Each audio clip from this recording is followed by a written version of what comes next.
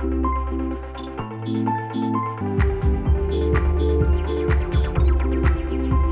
শান্তি। আজকের বাংলা মুরলী, ডেট 8ই জুলাই 2025। আজকের মহাবাক্য বাবা বলেছেন, মিষ্টি বাচ্চারা, তোমাদের এই জীবন হলো অনেক অনেক অমূল্য। কেননা তোমরা এখন শ্রীমত অনুসারে বিশ্বের সেবা করছো। এই হেলকে হ্যাভেন বানিয়ে থাকো। বাবাও এসেছেন, বাবাকে ডেকেছি, আর বাবার খোদাই খিদমতগার আমরা এখন নরক দুনিয়াকে স্বর্গ দুনিয়া বানানোর জন্য এখন আমরা তনে মনে ধনে আমরা এখন কর্ম করে চলছি। আজকের প্রশ্ন, খুশি উধাও হয়ে যাওয়ার কারণ কি এবং এর নিবারণ কি? খুশির মতো তো খোরাক নেই, তা কেন চলে যায়? আর এই সমস্যাকে সমাধানের কি উপায় আছে? উত্তর, খুশি উদয় হয়ে যায় 1. দেহ অভিমান আসার কারণে। 2. অন্তরিক কোনো শঙ্কা বা ভয় যদি উদ্ভব হয় তাহলেও খুশি উধাও হয়ে যায়। সেজন্য বাবা রায় দিচ্ছেন, যখনই কোনো ভয় উৎপন্ন হবে সাথে সাথে বাবাকে জিজ্ঞাসা করো। কারণ বাবা তোমার সাথী, মিত্র। বাবা পিতা, শিক্ষক, সদ্গুরু। দেহি অভিমানী হয়ে থাকার অভ্যাস করলে সর্বদাই খুশি থাকবে। যখন ভয় আসবে তখন নিজেকে প্রশ্ন করো, আরে আমি তো দেহ অভিমানে এসে গিয়েছিলাম, এই জন্যই তো আমার ভয় আসছে। ভয় তো দেহের হয়, অনুভূতি আত্মার হয়। তো এই জন্য বাবা বলছেন, সকল সময় দেহি অভিমানী হয়ে থাকার অভ্যাস করলে তোমার ভয় আসবে না, দেহ অভিমান আসবে না, খুশিও তোমার উধাও হবে না। ওম শান্তি। উচ্চ থেকে উচ্চ ভগবান, আর তারপর ভগবানও বাঁচ। ভগবান আর তার বাণী বাচ্চাদের সামনে, তা কত খুশির কথা না? আমি তোমাদেরকে উচ্চ থেকে উচ্চ বানিয়ে দেই, শতযুগের প্রিন্স প্রিন্সেস। তাই বাচ্চারা, তোমাদের কত খুশি হওয়া উচিত। খুশির মতো খোরাক নেই। আর এই খুশি তুমি আমার কাছে পাচ্ছ। তোমরা বুঝতে পারো যে বাবা আমাদেরকে সমগ্র বিশ্বের মালিক বানিয়ে দেন। দুনিয়ার মানুষ বলে পরমপিতা পরমাত্মা হলেন সর্বোচ্চ, কিন্তু বাবা স্বয়ং বলেছেন, আমি তো বিশ্বের মালিক হই না, আমি তো শতযুগে আসি না, শতযুগে তো তোমাদেরকে পাঠাই মহারাজা মহারানী করে। ভগবানও আছো। ভগবান বলছেন, আমাকে দুনিয়ার সর্বোচ্চ মানুষ সর্বোচ্চ ভগবান বলে, কিন্তু আমি বলছি আমার বাচ্চারাই সর্বোচ্চ। কারণ বাচ্চারা ব্রহ্মাণ্ডেরও মালিক, শতযুগেরও মালিক। যুক্তি সহকারে বলছি, এটাই হলো যুক্তি। আগের কল্পের মতোই ড্রামা অনুসারে বাবা পুরুষার্থ করাচ্ছেন। বাবা মাঝিও, বাবা বাগবানও, বাবা সব প্রকারের সাথী। বাবা বুঝাচ্ছেন, কোনো বিষয় যদি বুঝতে অসুবিধা হয় তাহলে জিজ্ঞাসা করো। বাবা কিন্তু ইশারাতে বুঝে যায়। দুনিয়ার মানুষ তো কিছুই জানে না, কিভাবে বাবার সঙ্গে কথা বলবো, বৈকুণ্ঠ কেমন আর এই দুনিয়ার অবস্থা কেমন। যত বড় নবাব বাদশাহ হোক কিংবা আমেরিকায় যত বড় ধনী ব্যক্তি হন না কেন, লক্ষ্মী নারায়ণের মতো কখনোই হবে না। কত যুক্তি সহকারে বাবা বলছেন। ওরা হোয়াইট হাউস ইত্যাদি বানায়, কিন্তু ওখানে অর্থাৎ স্বর্গে তো রত্নখচিত গোল্ডেন হাউস বানানো হবে। ভেবে দেখো, কোথায় হোয়াইট হাউস আর কোথায় গোল্ডেন হাউস। তো ওই দুনিয়াকেই সুখদাম বলা হয় বাস্তবে। তোমরা হিরো হিরোইনদের পার্ট চলতে থাকে, তোমরা পার্ট প্লে করো, তোমাদের হিরেতুল্য জীবন হয়ে যায়। তো সেটা ছিল স্বর্ণযুগ, এখন হলো লৌহযুগ। কারণ তার আগেও ছিল রৌপ্যযুগ, তাম্রযুগ, এখন একেবারে লৌহযুগ। বাবা বলছেন, তোমরা কতই না ভাগ্যবান। ভগবান নিজে বসে থেকে বোঝাচ্ছেন, ভগবান পড়াচ্ছেন। তোমাদের ডর ভয় কিসের? খুশি খুশি থাকার কথা। তাই তোমাদের কত খুশি থাকা উচিত। তোমাদের এই পড়াশোনা তো নতুন দুনিয়ার জন্য। তোমরা তোমাদের এই জীবন হিরেতুল্য জীবন, অমূল্য জীবন। কারণ তোমরা এখন বিশ্বের সেবা করছো। নরক থেকে স্বর্গ বানানোর জন্যই বাবাকে আহ্বান করা হয়। তাই তো হ্যাভেনলি গডফাদার বলা হয়। বাবা বলছেন, তোমরাই হ্যাভেনে ছিলে, এখন তোমরা নরকে অর্থাৎ হেলে এসে গেছো। এরপর আবার স্বর্গে যাবে। হেল শুরু হলে মানুষ হ্যাভেনের কথা ভুলে যায়। পুনরায় এরকম হবে, পুনরায় তোমাদেরকে স্বর্ণযুগ থেকে লৌহযুগে যেতেই হবে। বাবা বারবার বাচ্চাদেরকে বলছেন, যদি অন্তরে কোনো রকম সংশয় আসে, ভয় আসে, উৎকণ্ঠা আসে, যার জন্য খুশি থাকছে না, উধাও হয়ে যাচ্ছে, তবে সেটা বাবাকে বলো, বাবা আমি তো তোমার বাচ্চা, খুশিতে আমি চলছিলাম, হঠাৎ আমার ভয় হচ্ছে, শঙ্কা হচ্ছে। বাবা নিজে বসে থেকে পড়াচ্ছেন, বাবা কোনো না পয়েন্ট তোমাকে তুলে ধরবেন মুরলির দ্বারা, তাই অবশ্যই তোমাকে রেগুলার পড়তে হবে। দেহ অভিমানের বশীভূত হয়ে যাও বলেই তোমাদের খুশি থাকে না, কিন্তু অবশ্যই খুশিতে থাকা উচিত। একদিনও যাতে তোমাদের ব্যতীত না হয় যে আজকের দিনে খুশি ছিল না। বাবা তো কেবল ব্রহ্মাণ্ডের মালিক, আর তোমরা বিশ্বের মালিক হয়ে যাও, কম কথা নয়। যদিও বাবাকে ক্রিয়েটার বলা হয়, কিন্তু তার মানে এটা নয় যে সব কিছু প্রলয় হয়ে যাবে, তারপর নতুন দুনিয়ার রচনা করবেন, মাটি তৈরি করবেন, জল তৈরি করবেন, তা নয়। বাবা বলেন দুনিয়া, পৃথিবীও অনাদি, আত্মা অনাদি, পরমাত্মা অনাদি, ড্রামা অনাদি। তো বাবা বলছেন আমি কেবল পুরাতনকে নতুন বানাই, রিজুবিনেট করি। আমি তমপ্রধান থেকে শতপ্রধান বানাই, পুরাতন দুনিয়ার বিনাশ করাই জ্ঞানের মাধ্যমে, যোগের মাধ্যমে। তোমাদেরকে নতুন দুনিয়ার মালিক বানিয়ে দেই। পরমধামে আমি গিয়ে বসে যাই, আমি নিজে কিছু করি না, আমি করাই। তার জন্য ব্রহ্মা বিষ্ণু শঙ্করকে রচনা করি, এটাও ড্রামাতে রয়েছে। আমি করণ করাবনহার, প্রতি দুনিয়াকেই আমাকে আহ্বান করে, আমি এসে পারসনাথ বানিয়ে দিই তোমাদের আত্মাকে। তখন বাচ্চারা পারস্পরিতে চলে যায়। কিছুদিন আগে তো তোমরা পাথরনাথ ছিলে, পাথরনাথিনী ছিলে, ওখানে কখনোই আমাকে তোমরা ডাকবে না, কোনো প্রয়োজনও পড়বে না। কখনো কি বলবে বাবা তুমি এই শতযুগে পারস্পরিতে এসে একটু ভিজিট তো করে যাও, আমরা কি ভালো আছি না খারাপ আছি? কখনোই তোমরা ডাকবে না, কারণ তোমরা ভালো থাকবে। এটা একটা গান আছে না, দুঃখের সময় সকলে স্মরণ করে, কিন্তু সুখের সময় কেউ করে না। আর সুখের সময় যদি করতো তাহলে দুঃখ আসতোই না। প্রতি দুনিয়াকেই স্মরণ করে, সুখের সময়ে স্মরণ করে না, আহ্বানও করে না। দাপর যুগে মন্দির বানিয়ে আমাকে তার মধ্যে রেখে দেয়, পাথর বানিয়ে, পাথরের নয় হীরার লিঙ্গ বানিয়ে সোমনাথের পূজা তো প্রথমে শুরু হয়। তার জন্য রেখে দেয়, কত আশ্চর্য বিষয় না, কোহিনূর হীরা দিয়ে, মূল্যবান হিরে দিয়ে এই শিবলিঙ্গ বানায়। ভালোভাবে কান খোলে তোমাদের শোনা উচিত, কোহিনূর হীরা। আর এটা কতবার লোড করে নিয়ে গেছে। তো কানকেও পবিত্র করতে হবে না, কারণ দুনিয়ার কথা হলো কান রস, আর বাবা এসে কানকে পবিত্র করার জন্য এখন তোমাদেরকে এই পিউরিটি দিচ্ছেন।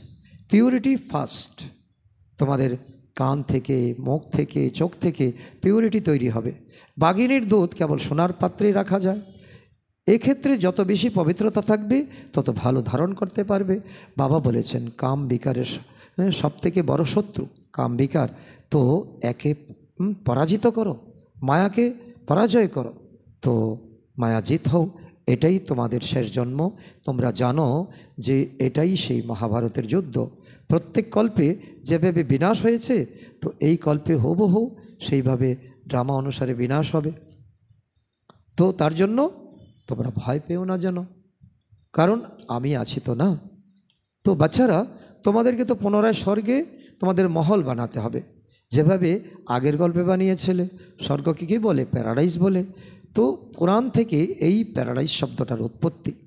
বলা হয়েছে মান সরোবরে নাকি পরীরা থাকে, তো ওখানে যে ডুব দেয় সেও পরী হয়ে যায়, কাহানি বানিয়েছে। বাস্তবে এটা হলো জ্ঞানরূপী মান সরোবর। এখানে জল নেই, কিন্তু জ্ঞানরূপী জল, এটা হলো সাগর। অর্থাৎ এখানে জল নেই, এখানে রোজ এসে তোমাদের বসতে হবে, এখানে জ্ঞান গঙ্গায় স্নান করতে হবে। এতে ডুব দিয়ে তোমরা কি থেকে কি হয়ে যাও। যে সুন্দর শোভনীয় তাকেই তো পরী বলা হয়। তো এমন নয় যে পরীর কোনো ডানা থাকবে, যেমন তোমাদের মতো পাণ্ডবদেরকে মহাবীর বলা হয়ে থাকে। তো ওরা পাণ্ডবদেরকে তো অনেক বড় বড় ছবি বানিয়ে দিয়েছে, অনেক লম্বা লম্বা দেহ বানিয়েছে, গুহা ইত্যাদি দেখিয়ে দিয়েছে, ভক্তিমার্গে এইভাবে কত অপচয় করে দিয়েছে। বাবা বলেছেন, আমি তো বাচ্চাদেরকে কত ধনী বানিয়েছিলাম। শতযুগে কত ধনী ছিলে, ত্রেতাযুগেও ছিলে, তোমরা এত সম্পত্তি নিয়ে কী করলে? ভারত অনেক ধনী ছিল, এখন ভারতের কি করুণ অবস্থা হয়ে গেছে। যে ভারত এক সময় 100% সলভেন্ট ছিল, সে এখন 100% ইনসলভেন্ট, দেউলিয়া হয়ে গেছে। বাচ্চারা, এখন তোমাদের অনেক প্রস্তুতি নিতে হবে। কী নিতে হবে? নিজের তো বাচ্চাদেরকে বোঝাতে হবে যে শিব বাবাকে স্মরণ করলে তুমি কৃষ্ণের মতো হয়ে যাবে। ছোট হলে কি হবে? সেও তো আত্মা। কেউই জানে না কৃষ্ণ কীভাবে ওই রকম হয়েছিল। আগের জন্মে শিব বাবাকে স্মরণ করেই সে কৃষ্ণ হয়েছিল। আগের জন্মে দাদা লেকরাজ ছিলেন, ব্রহ্মা ছিলেন। তাই বাচ্চারা, তোমাদের কত খুশি হওয়া উচিত। তো তোমাদেরও এই জন্মে নিজের নামকে মনে করে তোমরা মনে করবে, আমি মাস্টার ব্রহ্মা, ফলানা আমার নাম। কিন্তু সেই বাচ্চার মধ্যে অসীম খুশি থাকবে যে সর্বদা অপরের সেবায় নিযুক্ত থাকবে। মুখ্য ধারণা হলো আচরণ যেন খুব রাজকীয় হয়। তোমরা রয়্যাল স্টুডেন্ট, আর আচরণ তোমাদের রয়্যাল হবে না, এটা কি হয়? খাদ্যাভাসও যেন খুব সুন্দর হয়। তোমাদের কাছে যখন কেউ আসে তখন তাকে সমস্ত রকম সাহায্য করা উচিত, স্থূল এবং সূক্ষ্ম উভয়ভাবেই, শারীরিক এবং আত্মিক উভয়ভাবেই সাহায্য করলে অনেক খুশি হবে। যে কেউ আসুক তাকে তোমরা সত্যিকারের সত্য নারায়ণের কাহিনী শোনাও, দুশব্দ হলেও শুনিয়ে দাও। শাস্ত্রে তো কত কি কাহিনী লিখে দিয়েছে। বিষ্ণুর নাভি থেকে নাকি ব্রহ্মার উৎপত্তি হয়েছে, তারপর আবার ব্রহ্মার হাতে শাস্ত্র দেখানো হয়েছে। কিন্তু বিষ্ণুর নাভি থেকে ব্রহ্মার উৎপত্তি হবে কিভাবে বলো? কত রহস্যপূর্ণ বিষয়, জটলা পাকিয়ে দিয়েছে। অন্য কেউ এইসব বিষয় কিছুই বুঝবে না। নাভি থেকে বের হওয়া কোনো ব্যাপার নেই। মাতৃগর্ভে সন্তান জন্ম হয়, সত্যযুগে হয় যোগবলের দ্বারা, আর দাপর কলিযুগে হয় ভোগবলের দ্বারা। ব্রহ্মাই বিষ্ণু, বিষ্ণুই ব্রহ্মা। কোথাকার রাজ কোথায় লাগিয়েছে? ব্রহ্মা থেকে বিষ্ণু হওয়ার জন্য 1 সেকেন্ড সময় লাগে। সেকেন্ডে জীবন মুক্তির গায়ন আছে না? তো ব্রহ্মা 1 সেকেন্ডে জীবন মুক্তি পেয়েছিলেন, নিশ্চয় বুদ্ধি হয়েছিল। বাবা দর্শন করিয়েছিলেন যে তুমি বিষ্ণুর এক রূপ হবে, সেকেন্ডের মধ্যে নিশ্চিত হয়ে গিয়েছিলেন যে আমি যখন এই মহারাজা হচ্ছি, তো আমার এই গদাই দিয়ে কী লাভ? তার অনেক বড় কাহিনী, বিনাশের দৃশ্য দেখেছিলেন। আগে তো কলকাতাতে রাজার হালে থাকতেন, জুয়েলারি সব ছিল, তো কোনো সমস্যাই ছিল না, অত্যন্ত রয়্যাল থাকতেন, স্যুট বুট পরতেন। এখন বাবা তোমাদেরকে এই জ্ঞান রত্নের ব্যবসা করতে শেখাচ্ছে, যে এই জ্ঞান রত্ন এক একটা শব্দের লক্ষ লক্ষ টাকা মূল্য হওয়া উচিত। ওনার কাছে তো এই ব্যবসা কোনো ব্যাপারই নয়, কিন্তু ওনার পার্ট আর তোমাদের পার্টের মধ্যে পার্থক্য আছে। উনি একেবারে সমর্পণ হয়ে গেছে, আর তোমরা এখন ঘর গৃহস্থী থেকে তোমরা এখন কমল পুষ্পে সমান হয়ে যাও। তো বাবা ওনার মধ্যে প্রবেশ করেছেন, সঙ্গে সঙ্গে সব কিছু ত্যাগ করে দিয়েছিলেন। ভাট্টি তো হতেই হতো, 14 সালে ভাট্টি হয়েছিল, তো সব কিছু রেশন তো তিনি জুগিয়েছিলেন। তখন তো বাচ্চা বের হয়নি, সহযোগ হতোই না। এই ধন দিয়ে যজ্ঞ চলেছে অনেক বৎসর। তোমরা সব কিছু ত্যাগ করেছিলে, নদী পেরিয়ে তো ভাট্টিতে এসেছিলে, কত কিছুই না হয়েছিল, কিন্তু কাউকে পরোয়া করনি। লোকলাজ, অপমান, অপদস্থ, ভয়, ডর। তো বলা হয় কৃষ্ণের জন্য পালিয়ে গেছিল। কেন? কৃষ্ণ নাকি তাদেরকে পাটরানি করেছিল। বাস্তবে ওই ভাট্টি তৈরি হয়েছিল তোমাদের মতো বাচ্চাদের স্বর্গের মহারানী মহারাজা বানানোর জন্য। শাস্ত্রে তো কি না কি লিখে দিয়েছে, কিন্তু বাস্তব অনেক আলাদা। এই বাস্তব তোমরা এখন অনুভব করছো, তোমরা এইসব বুঝতে পারছো। পালিয়ে যাওয়ার কোনো ব্যাপারই নেই। আগের কল্পেও গালাগাল শুনেছিলে, বদনাম হয়েছিল, এটা তো হলো একটা নাটক। যা কিছু হচ্ছে সব আগের মতো। বাবা বলছে পূর্বকল্পেও তুমি শুনেছিলে, তার জন্য তুমি আত্মা এখন আকর্ষিত হয়ে আসছো। তোমরা এখন ভালোভাবে বুঝছো যে আগের কল্পে যারা রাজত্ব নিয়েছিল, তো তারা এই কল্পে অবশ্যই আসবে। ঘর ফাঁকা থাকবে না, বাবা বলছেন আমিও প্রতিকল্পে এসে ভারতকে স্বর্গ বানাই। তিনি পুরো 84 জন্মের হিসাব বলেছেন। শতযুগে তোমরা অমর থাকো, 150 বছর তোমাদের আয়ু হয়। অমর অর্থাৎ এই নয় যে মৃত্যু হবেই না, কখনোই অকালে মৃত্যু হবে না, পরিণত বয়সে মৃত্যু হবে। শিব বাবা কালজয়ী বানিয়ে দিয়েছেন। তিনি বলছেন আমি হলাম কালেরও কাল, মহাকাল। কাহিনীও রয়েছে না, তোমরা এই কালজয়ী হয়ে যাও, অমর লোকে চলে যাও। অমর লোকে ভালো পদ পাওয়ার জন্য পবিত্র হতে হবে এবং দিব্য গুণ ধারণ করতে হবে। প্রতিদিন নিজের চার্ট দেখো, রাবণের জন্য তোমাদের অনেক ক্ষতি হয়ে গেছে, এখন আমার দ্বারা তোমরা লাভবান হচ্ছ।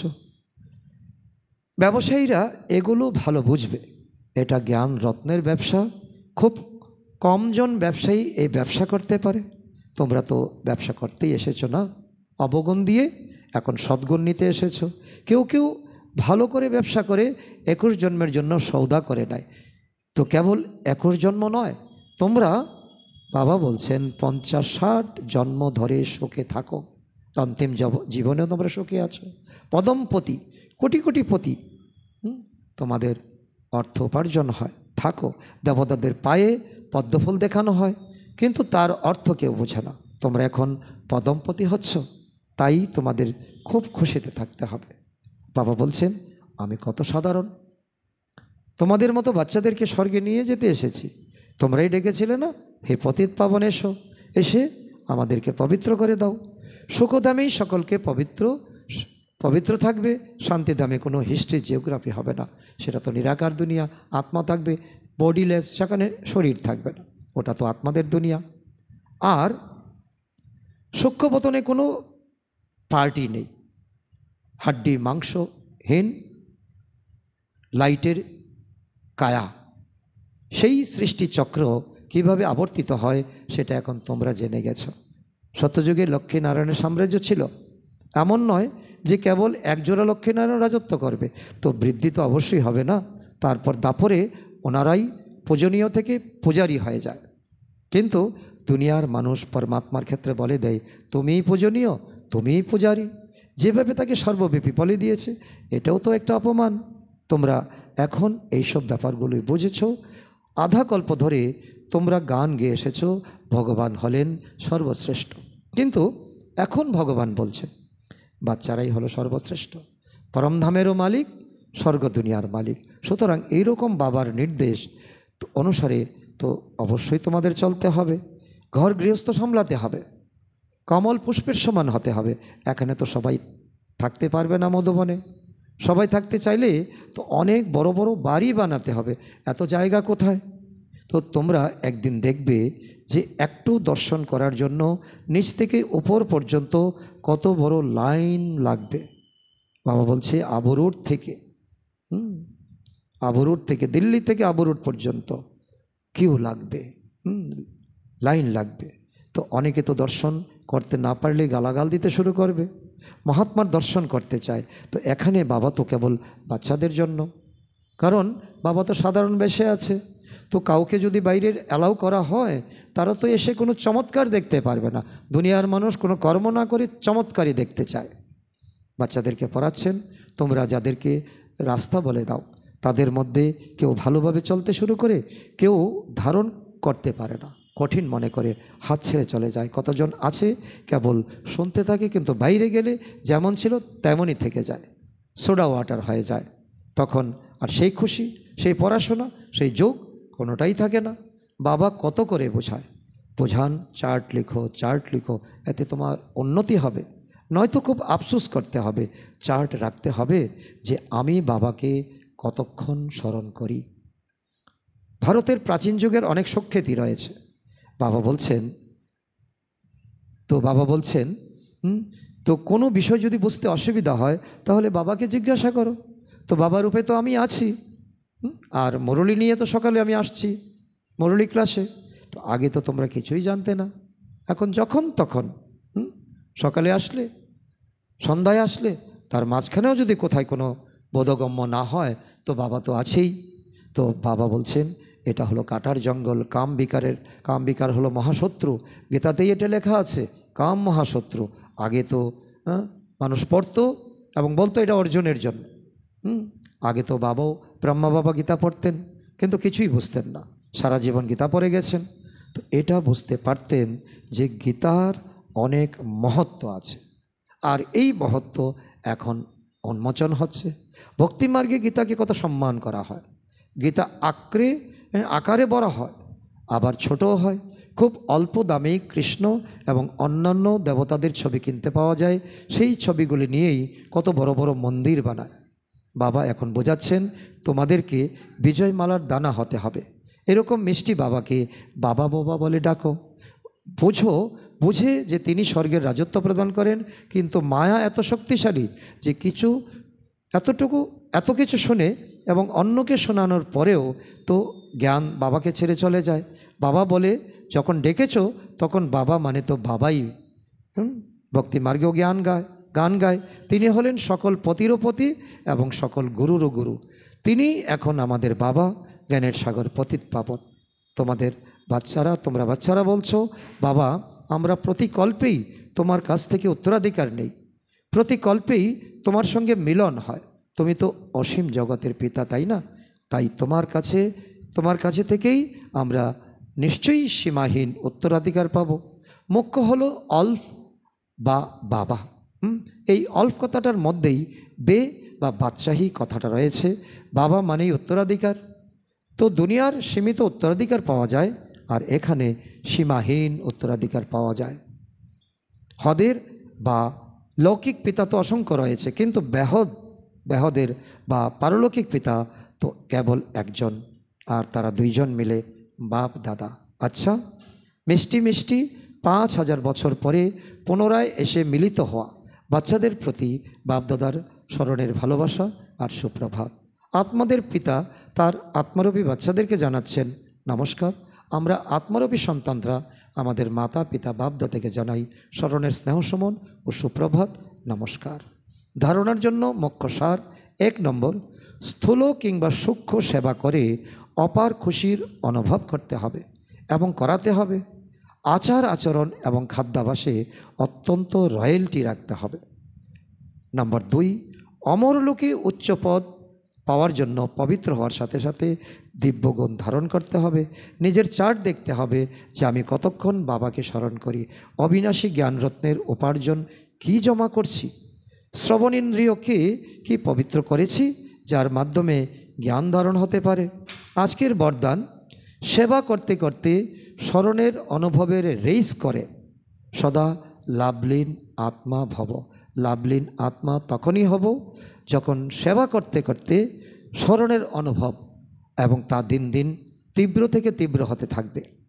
বাবার স্মরণে থাকো, আর স্মরণ করলে যে প্রাপ্তিগুলি হয় সে প্রাপ্তির অনুভূতিকে আরও বৃদ্ধি করতে থাকো। এর জন্য এখন বিশেষ সময় আরও অ্যাটেনশন দাও, যার দ্বারা বোঝা যাবে যে এরা হলো অনুভবের সাগরে হারিয়ে যাওয়া লাভলীন আত্মা। যেরকম পবিত্রতা শান্তির বাতাবরণের অনুভব হয়, সেরকম লগনে মগন থাকা শ্রেষ্ঠ যোগী এই অনুভব হবে। নলেজের প্রভাব তো আছে, কিন্তু যোগের সিদ্ধি স্বরূপেরও প্রভাব হবে। সেবা করতে করতে স্মরণের অনুভবে ডুবে থাকো, স্মরণের যাত্রার দ্বারা অনুভবের রেস করো। আজকের থেকে কালকে আরেকটু বেশি হবে। স্লোগান: সিদ্ধিকে স্বীকার করে নেওয়া, অর্থাৎ ভবিষ্যতের প্রালব্ধগুলিকে এখানেই সমাপ্ত করে দেওয়া।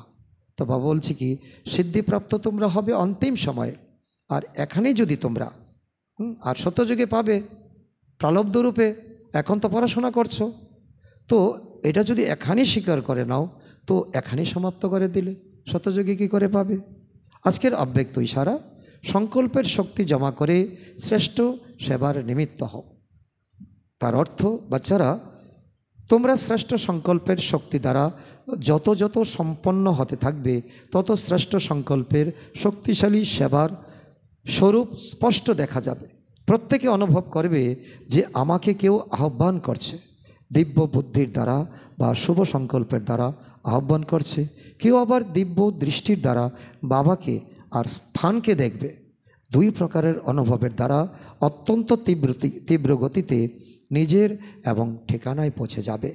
আজকের সমান আমি লাভলীন আত্মা। আচ্ছা, ও শান্তি।